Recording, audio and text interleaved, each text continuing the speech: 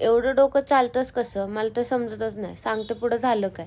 सकाळी उठले, नाश्त्याला सँडविच वगैरे खाऊन घेतलं आणि त्यानंतर हा असा काहीसा पराक्रम मी रात्री करून ठेवला होता.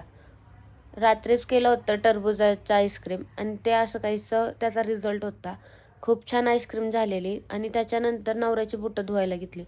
कारण की त्यांनी मला सकाळ सकाळी आहे ना रिचार्ज मारलेला आणि त्यांना माहीत होतं मी अशी तर काय बुटं धुवून देणार नाही. त्यामुळे त्यांनी असा विचार केला की हिच्याकडून असं काहीसं काम करून घ्यावं आणि मग काय त्यांनी रिचार्ज मारला आणि मला त्यांना नाही म्हणताच आलं नाही. म्हणून पहिले बुटं वगैरे धुवून दिली आणि त्यानंतर ही अशी काहीशी बडबड चालली आहे ती मी नक्की पुढच्या व्लॉगमध्ये सांगेन हे काय आहे. त्यानंतर उरकून एक छोटा व्हिडिओ वगैरे काढून घेतला आणि त्यानंतर आमच्या घरात एक भांडं होतं.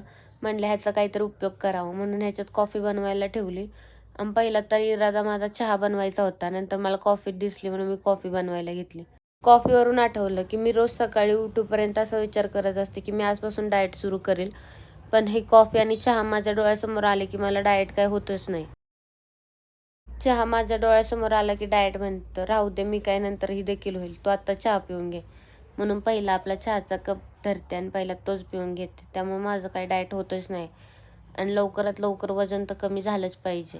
इकडं कॉफी कपात ओतून घेत होते आणि कॉफी ओतून वगैरे घेतल्यानंतर मला आठवलं की माझी नखं इतकी सुंदर दिसायला लागलेत ना की त्याचा फ्लेक्स करणं तर भाई बनतोच ना. कारण की ते कधी तुटून जातील हे माहीतच नाही आणि ते फ्लेक्स करता करता मला जीभ देखील भाजली.